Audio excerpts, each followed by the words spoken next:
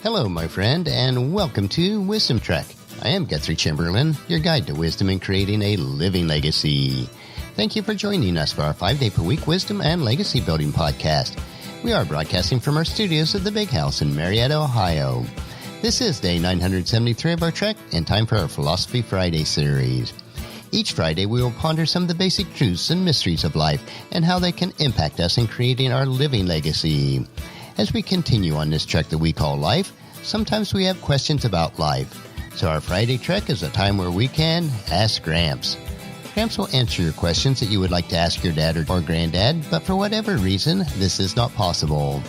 No matter how old you are, I know that all of us would like the opportunity to ask Dad or Gramps questions about life in many areas. Today is our 12th episode in a series delving into what makes each of us respond differently to life's situations and circumstances. Understanding ourselves and how others may interpret life through their paradigm will allow us to interact with each other with more love and compassion. This empathy can be achieved by utilizing a profound tool called the Enneagram. If you have missed any of the past 11 Friday series, I would recommend going back and listening to them or reading the wisdom journals. As a review, the tool that we refer to as the Enneagram is a circle of 9 interconnected points. Ennea refers to 9 and gram refers to a drawing. Check out today's or a prior week's wisdom journal for a representation of it. I have also included in today's wisdom journal a copy of the Enneagram at a Glance, which was compiled by Suzanne H. Eller. If you'd like a PDF copy, click on the link in today's wisdom journal located on the website at wisdom-trek.com. I would also recommend a book called The Road Back to You, written by Ian Morgan Cron and Suzanne Stabile. It is an excellent book about the Enneagram journey to self-discovery from a Christian perspective. In the first 7 episodes, we explored how the Enneagram system works and then presented an overview of all 9 personality types. So far, we've taken a deep dive into number 1, the reformer, number 2, the helper, number 3, the achiever, and number 4, the individualist. This week, we will explore number 5, the investigator, and then next week, we will focus on type number 6, the loyalist. Since we are exploring the Enneagram in detail, I would also recommend reading the Wisdom Journal each Friday and to see the diagrams presented each week. As helpful as the Enneagram is, keep in mind, though, it is only a tool and cannot replace nor usurp the precepts that are found in God's Word. All decisions and actions that we make in life must be in harmony with God's precepts. So our question for the next several months will be, Hey Gramps, why do people act and react to situations and circumstances in life differently? How can I gain wisdom to better understand myself and others so that I can love, serve, and minister to them on a deeper level? So today, let's begin with the Enneagram system, type number 5, the investigator. Enneagram type number 5. The investigator is the intense and cerebral type. They're perceptive, innovative, secretive, and isolated. A type 5 in brief. 5s are alert, insightful, and curious. They are able to concentrate and focus on developing complex ideas and skills. They tend to be independent, innovative, and inventive. They can also become preoccupied with their thoughts and imaginary constructs. They can become detached, yet high-strung and intense. They typically have problems with eccentricity, nihilism, and isolation. At their best, they're visionary pioneers, often ahead of their time and able to see the world in an entirely new way. The basic fears for a type number 5 is being useless, helpless, or incapable. Their basic desire is to be capable and competent. Enneagram 5 with a 4-wing is the iconoclast. Enneagram 5 with a 6-wing is the problem solver. The key motivation for the individualist is that they want to possess knowledge, to understand their environment, to have everything figured out as a way of defending the self from the threats of the environment. The meaning of the arrows in brief. When moving in the direction of disintegration or stress, detached 5s suddenly become hyperactive and scattered like unhealthy 7s. However, when moving in the direction of integration or growth, the avaricious detached 5s become more self-confident and decisive like healthy 8s. Let's look at a Type 5 overview. We have named the personality type 5 the Investigator because more than any other type, 5s want to find out why things are the way they are. They want to understand how the world works, whether it's the cosmos, the microscopic world, the animal, vegetable, or mineral kingdoms, or even with their inner world of their imaginations. They are always searching, asking questions, and delving into things in depth. They do not accept received opinions or doctrines, feeling strong that they need to test the truth of most assumptions for themselves. For example, John, a graphic artist, describes his approach to life. Being a 5 means always needing to learn, to take in information about the world. A day without learning is like a day without sunshine. As a 5, I want to have an understanding of life. I like having a theoretical explanation about why things happen the way that they do. This understanding makes me feel in charge and in control. I most often learn from a distance as an observer and not a participant. Sometimes it seems that understanding life is as good as living it. It is a difficult journey to learn that life must be lived and not just be studied. Well, behind 5's relentless pursuit for knowledge are deep insecurities about their abilities to function successfully in the world. 5s feel like they don't have the ability to do things as well as others. But rather than engage directly in activities that might bolster their confidence, 5s take a step back into their minds where they feel more capable. Their beliefs are that from the safety of their minds, they'll eventually figure out how to do things, and that one day they can rejoin the world. 5s invest a lot of time observing and contemplating, listening to the sounds of the wind or a synthesizer, or taking notes on activities in an anthill in their backyard. They immerse themselves in their observations. They begin to internalize their knowledge and gain a feeling of self-confidence. They can then go out and play a piece on the synthesizer or tell people what they know about the ants. They may also stumble across exciting new information or make new creative combinations, like playing a piece of music based on the recording of wind and water. When they get verification of their observations or hypothesis, or see that others understand their work, it is a confirmation of their competency, and this fulfills their basic desire. You know what you're talking about. Knowledge, understanding, and insight are thus highly valued by 5s because their identity is built around having ideas and being someone who has something unusual and insightful to say. For this reason, 5s are not interested in exploring what is already familiar and well established. Rather, their attention is drawn to the unusual, the overlooked, the secret, the occult, the bizarre, the fantastic, the unthinkable.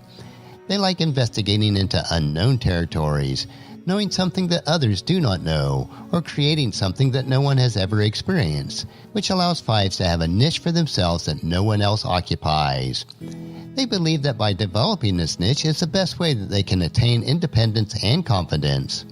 Thus, for their own security and self-esteem, 5s like to have at least one area in which they have a degree of expertise that will allow them to feel capable and connected with the world.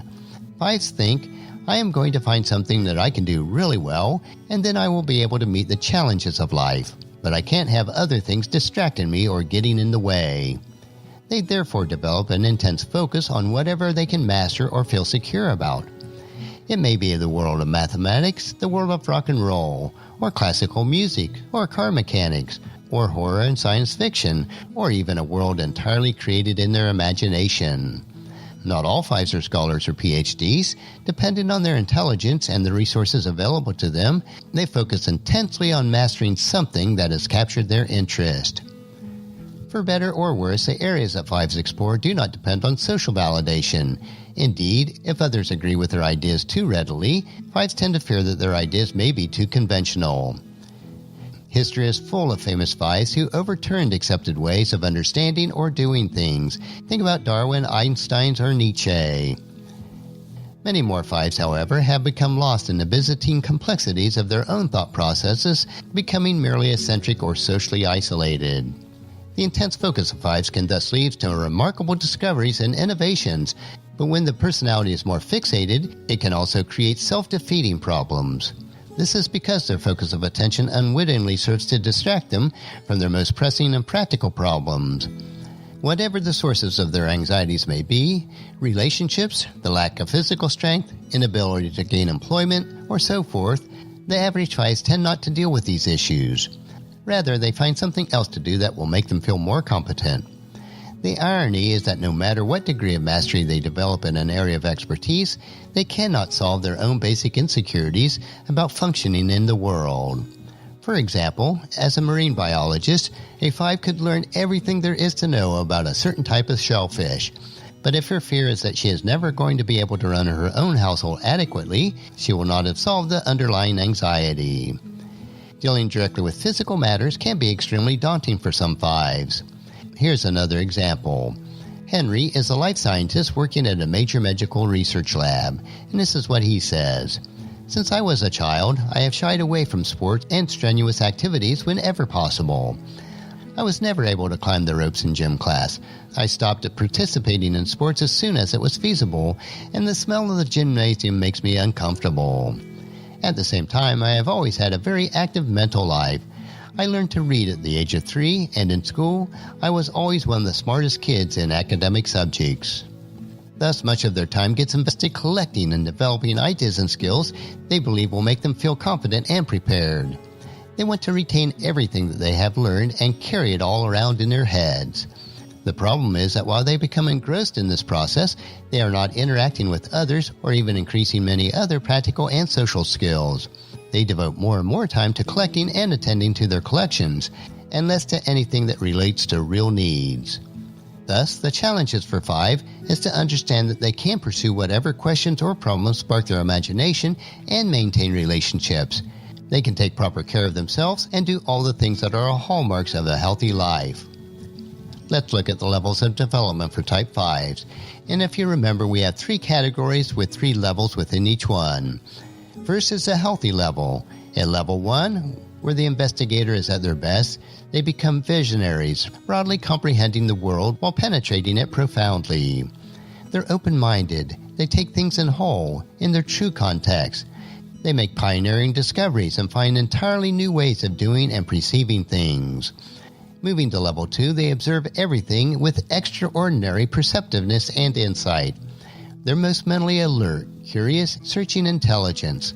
Nothing escapes their notice.